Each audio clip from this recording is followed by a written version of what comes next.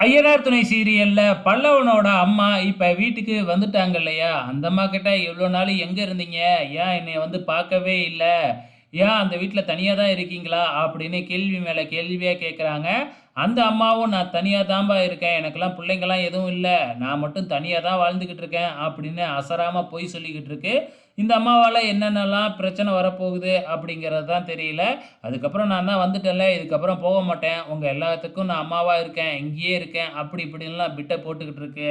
அதுக்கப்புறம் என்ன, சமைக்க ஆரம்பிக்குது. அந்த அம்மாவே இனிமேக்கு நான் தான் சமைப்பேன். நீங்க யாரும் சமைக்கக்கூடாது அப்படின்னு சொல்லி சமைச்சு எல்லாத்துக்கும் பரிமாறி உட்காந்து சாப்பிட்டுக்கிட்டு இருக்கும்பொழுது, நம்ம நடேசன் தண்ணிய போட்டுட்டு வந்து வெளிய அனுப்பு அந்த பொம்பளைய அப்படின்னு பிரச்சனை பண்றாப்புல. அதுக்கப்புறம் இவங்க கேட்டுக்கிட்டு சும்மா இருப்பாங்களா? நடேசன இழுத்துட்டு போய் வெளியில தள்ளி விட்டர்றாங்க. நடேசன் எவ்வளோ சொல்லியும் கேட்கவே இல்ல. அதுக்கப்புறம் நிலா வந்து பேசி பார்க்குறாங்க. "உனக்கு அவள பத்தி தெரியாது. பின்னாடி எவ்வளோ பிரச்சனை வரப்போகுது. நீங்க எல்லாம் உட்காந்துக்கிட்டு அழுவ தான் போறீங்க பாரு" அப்படின்னு சொல்லி நம்ம நடேசன் இப்பயே எச்சரிக்கை பண்றாப்புல. ஆனா எத பத்தியும் அவங்களுக்கு கவலையே இல்ல. ஏன்னா அந்த அம்மா எப்படிப்பட்ட அம்மா அப்படிங்கிறது இதுவரைக்கும் நமக்கும் தெரியல இல்லையா?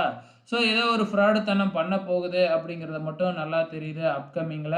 மறுநாள் காலையில எழுந்திரிச்ச உடனே எல்லாத்துக்கும் டீ போட்டு குடுக்கறது, எல்லாருக்கும் சமைச்சு லஞ்ச் எல்லாம் பண்ணி குடுக்கறது, இந்த மாதிரி எல்லா வேலையும் பண்ணி, இப்ப எல்லாருமே காலையில அவங்க அவங்கள வேலைக்கு போறாங்க இல்லையா?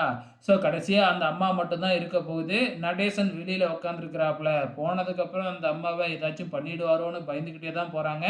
அதே மாதிரி எல்லாரும் போனதுக்கப்புறம் நம்ம நடேசன் உள்ளார போறாப்புல அந்த அம்மாவ பார்க்கறதுக்காக. இதுக்கப்புறம் என்ன நடக்க போகுதுன்னு தான் தெரியல. பொறுத்திருந்து பார்க்கலாம்.